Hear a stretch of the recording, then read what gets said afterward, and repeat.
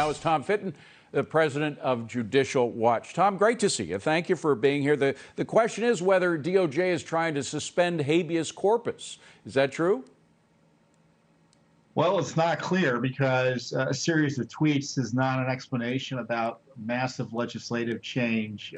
It's not a sufficient explanation. We need the full letter. We need to know the full information that the Justice Department is proposing. And to say that the judges will have a power that they previously don't or didn't is not sufficient. If there was no issue, you wouldn't need to change the law. So obviously they're wanting to change the law to give additional powers to judges to keep people in jail longer than arguably the Constitution allows. So we need to be very skeptical of this. And I suspect people on both the left and the right are going to be suspicious about what's going on here. Well, and suspicion, I think, is worthy of this situation because we have seen what judges can do. Judges can exert political powers, whether it's regarding the very top, the Justice Department, or the justices in the Supreme Court, who could have used their political persuasion to affect their decisions, or whether it's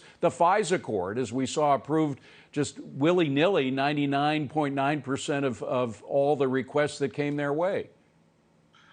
Well, and you raised the point here is that it's the Justice Department's going to be requesting these accommodations by the judiciary that previously, unless the law has changed, the judiciary wouldn't have been unable to do.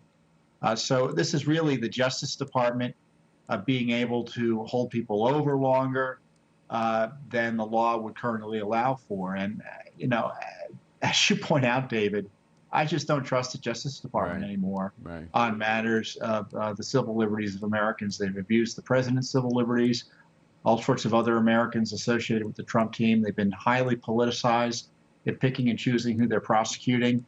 For instance, they were just asking to put Roger Stone in jail, some rogue prosecutors, an extra 4 or 5 years than the law requires. Why would we trust them to be sensible and not break the law or abuse our rights during, quote, a national emergency? We clearly need clarification on this one. Meanwhile, it does seem that another branch of government may be taking advantage of the current situation. The FBI has suspended its compliance with Freedom of Information requests. And of course, you and your group are famous for getting a lot of information that the government doesn't want to give out. They now have an excuse of the coronavirus and all of the focus that the government has on the coronavirus to avoid complying with Freedom of Information Act requests. How does that affect you and the work that you've done in trying to get to the truth of the matter? Well, the FBI essentially told us that they won't be providing anything under the Freedom of Information Act for the foreseeable future, at least through May 30th, and March 30th, and perhaps longer than that. So that means we don't get any documents, no transparency. They don't see it as, quote, mission critical, so we'll get no documents. And so no government accountability during the coronavirus. I just don't buy it. There's really no good excuse for stopping FOIA completely. And this is exactly the point in time where we need accountability from our government. And the idea there will be no transparency out of the FBI for the foreseeable future, again, ought to cause concern on the part of all Americans, whether they be left or right. And weren't you very close to getting some information about Hillary Clinton and her involvement with the email scandal and of course, Benghazi? Well, that's a whole other matter. The FBI just found new Clinton emails about Benghazi, believe it or not, and the classified emails. Of course, we were told all those emails have been turned over already.